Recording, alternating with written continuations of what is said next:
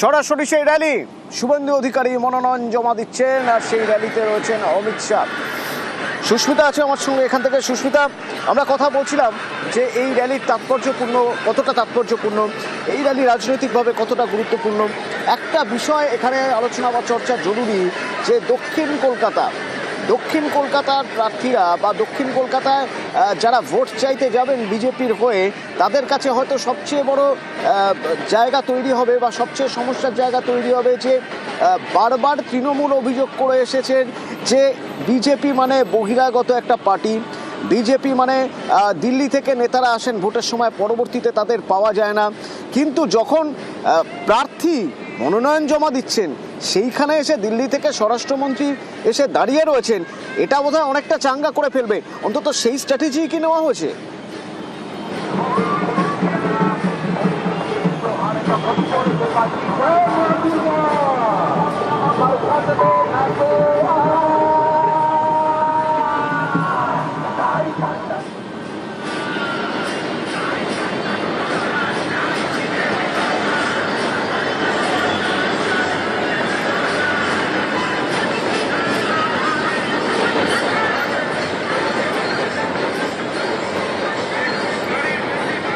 এই যে মিছিল, এই মিছিল থেকে, এই র্যালি থেকে স্লোগান জয় মা কালী স্লোগান, এই র্যালি থেকে জয় মা দুর্গা স্লোগান।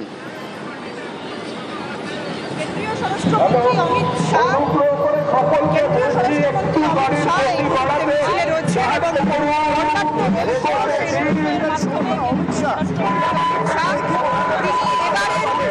শোনাবো আপনাদের।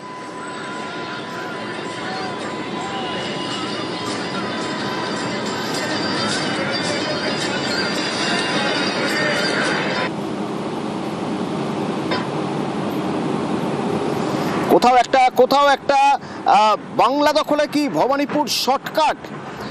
অন্তত অমিত শাহর পরিবর্তনের চ্যালেঞ্জ থেকে তো সেরকম ইঙ্গিত পাওয়াই যায়, কারণ তিনি বলছেন যে ভবানীপুর জিতলেই বাংলায় পরিবর্তন। চ্যালেঞ্জ করছেন অমিত শাহ, ভবানীপুর থেকে ফের একবার পরিবর্তনের ডাক দিচ্ছেন। भवानीपुर वालों, पूरे बंगाल में परिवर्तन करने आपके हाथ में है। एक एक सीट कर जीतेंगे, 170 सीट तक जाएंगे, तब परिवर्तन होगा, ठीक है ना?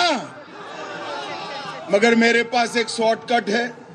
अगर भवानीपुर वाले एक ही सीट जिता दे तो परिवर्तन अपने आप हो जाएगा।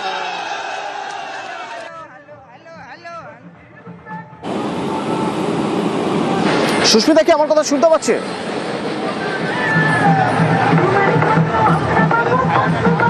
একেবারে সুস্মিতা, এই যে দক্ষিণ কলকাতায় মূলত যে প্রার্থীরা শুভেন্দু অধিকারীর সঙ্গে রয়েছেন তারাও মনোনয়ন জমা দিচ্ছেন, এইখানে বিজেপির ভোট ব্যাংক কত? এইখানে অমিত শাহকে কেন আসতে হলো?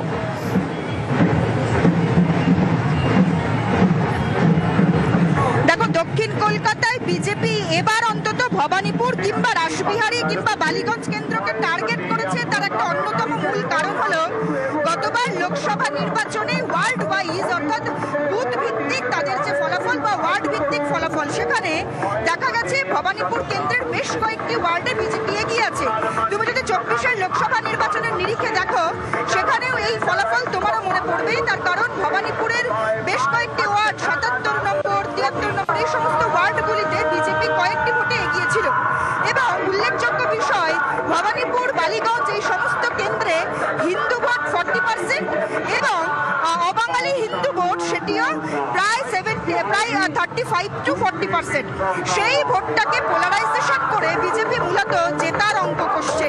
এবং রাজনীতি পাটিগণিত মানে না, তবুও রাজনৈতিক পাটিগণিতে বা রাজনৈতিক অঙ্ক কষেই মূলত অমিত শাহ কিংবা শুভেন্দু অধিকারীর মতো রাজনৈতিক যারা ব্যক্তিত্ব রয়েছেন তারা মূলত আশা করছেন ভবানীপুর কেন্দ্র থেকে তারা জিতবেন, তাদের ফল ভালো হবে দক্ষিণ কলকাতা থেকে।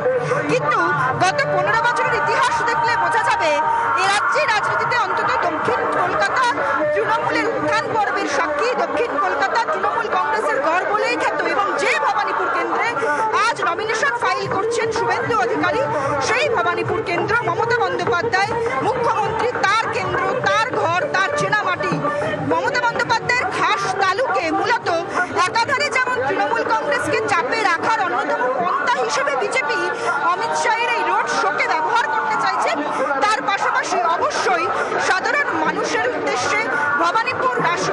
কিংবা বালিগঞ্জ কেন্দ্রের যারা ভোটার রয়েছেন তাদের উদ্দেশ্যে, তাদের যে মনোবল রয়েছে সেই মনোবল বাড়ানোর উদ্দেশ্যেই মূলত আজকের এই পন্থা অবলম্বন করতে চাইছে বিজেপি।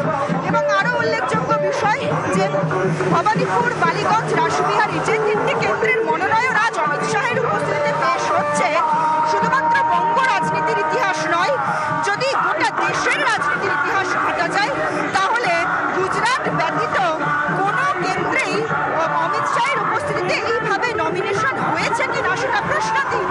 তার কারণ গুজরাটের মুখ্যমন্ত্রী থাকাকালীন অমিত শাহ তিনি বেশ কয়েকটি নমিনেশনে অংশগ্রহণ করেছিলেন। তবে বিহার, আসাম, উড়িষ্যা একাধিক রাজ্যে দেখতে গেলে বিজেপি শাসিত কিংবা অবিজেপির রাজ্যে দেখতে গেলে অমিত শাহ এই ধরনের মেগা র্যালি করে, মেগা রোড শো করে নমিনেশন ফাইল করেছেন, সেই ছবি এর আগে দেখা যায়নি।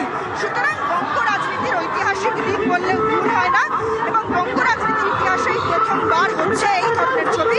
এবং তার আগে আবারও বললাম যে রাজনৈতিক পাটিগণিত মেনে হিন্দু এবং বাঙালি হিন্দু এবং অবাঙালি হিন্দুর যে ভোট, সেই ভোটকেই গুরুত্ব দিয়ে বঙ্গ বিজেপি এবার রাসবিহারী, বালিগঞ্জ কিংবা ভবানীপুর কেন্দ্রে জেতার ছক কষেছে, জেতার অঙ্ক কষেছে। তবে সেই অঙ্ক কতখানি মেলে তার উত্তর মিলবে আগামী 14 মে। অতনু, এই অঙ্কের হিসেবে যদি দেখতে চাই, অনুপ আছে আমার সঙ্গে। অনুপ, এই যদি অঙ্কের হিসেব দেখতে চাই তাহলে দেখতে হবে যে দক্ষিণ কলকাতার এই আসনগুলোয় অবাঙালি ভোটার অনেক রয়েছেন। সেই অবাঙালি ভোটারের সংখ্যা যথেষ্ট বেশি থাকা সত্ত্বেও কখনোই কোনোভাবেই বিজেপি এইখানে সেইভাবে খাতা খুলতে পারেনি। অমিত শাহ এখানে পৌঁছানো বা অমিত শাহের উপস্থিতি মনোনয়নের সময় কতটা সুবিধা দিতে পারবে?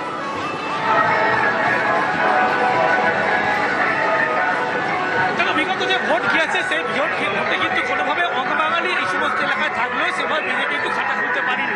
কিন্তু এবার যে ভোটে 2026 যে নির্বাচন, সেই নির্বাচনে কিন্তু অমিত শাহ আজকে যে মনোনয়ন দাখিল করবে শুভেন্দু অধিকারী সহ আরও বিজেপি যারা প্রার্থী রয়েছে, শুভেন্দু অধিকারীর যে মনোনয়ন, সেই মনোনয়নে কিন্তু একেবারে মেগা র্যালি করছে অমিত শাহ, কেন্দ্রীয় স্বরাষ্ট্রমন্ত্রী। এবং সেখানে কিন্তু অবাঙালি ভোট প্রচুর পরিমাণে, সেই অবাঙালি ভোট মনে করা হচ্ছে টার্গেট করা হচ্ছে। তার কারণ এর আগে যে ভোট একাধিক লোকসভা নির্বাচন, বিধানসভা নির্বাচন থেকে শুরু করে পরপর নির্বাচন গিয়েছে, কিন্তু অবাঙালি ভোট কিন্তু একেবারে সেভাবে বিজেপি খাতা খুলতে পারেনি। এবারে কিন্তু বেশ কিছু টার্গেট বেঁধে দেওয়া হলো কেন্দ্রীয় স্বরাষ্ট্রমন্ত্রীর পক্ষ থেকে। মঞ্চে তিনি যখন বক্তব্য রাখেন তিনি কিন্তু জানান 15 দিন টানা একেবারে তিনি কলকাতায় থাকবেন, যখন ভোট হবে তার আগে পর্যন্ত কলকাতায় তিনি থাকবেন এমন ঘোষণা করে। এবং মনে করা হচ্ছে যে আজকে শুভেন্দু অধিকারীর যে মনোনয়ন, সেই মনোনয়ন দাখিল যে তিনি যাচ্ছেন, স্বয়ং র্যালি করে যাচ্ছেন, মেগা র্যালি হচ্ছে, যেখানে উপস্থিত রয়েছেন বিরোধী দলনেতা তথা ভবানীপুর এবং নন্দীগ্রাম ভবানীপুর বিধানসভা কেন্দ্রের যিনি বিজেপি প্রার্থী শুভেন্দু অধিকারী, তার হয়েই এই মনোনয়ন ইতিমধ্যেই তিনি দাখিল করতে যাচ্ছেন। হাজরা মোড় থেকে এই র্যালি যেমন শুরু হয়েছে এবং র্যালিকে কিন্তু দেখা যাচ্ছে প্রচুর যেমন বিজেপি কর্মী সমর্থক তাদের উৎসাহ চোখে পড়ছে, তারই পাশাপাশি লক্ষ্য করা যাচ্ছে একাধিক নেতৃত্ব। একদিকে যেমন সেই গাড়িতে যেখানে অমিত শাহ রয়েছেন, যেখানে মনোনয়ন দাখিল করতে যাচ্ছেন শুভেন্দু অধিকারী, তিনি সেখানে উপস্থিত, রাজ্য সভাপতি শ্রমিক ভট্টাচার্য তিনি উপস্থিত। এবং এই র্যালি একেবারে হাজরা মোড় থেকে এই মুহূর্তে মমতা বন্দ্যোপাধ্যায়ের বাড়ির সামনে দিয়েই কিন্তু একেবারে সার্ভে বিল্ডিং সেখানে পৌঁছে যাবে। কিছুক্ষণ মধ্যেই মমতা বন্দ্যোপাধ্যায়ের যে বাড়ি, সেই বাড়ি হরিশ্চন্দ্র স্ট্রিট, সেই বাড়ি ক্রস করবে। ইতিমধ্যেই সেই র্যালি সঙ্গে থাকবে এই ছবি আপনাদের দেখাবো লাইভ। মনোনয়ন জমা দিতে যাচ্ছেন শুভেন্দু অধিকারীর সঙ্গে অন্য প্রার্থীরা, সঙ্গে অমিত শাহ। নজিরবিহীন ঘটনা বঙ্গ বিজেপির ক্ষেত্রে এই প্রথম। সেই ছবি লাইভ, বিরতির পর সঙ্গে থাকুন।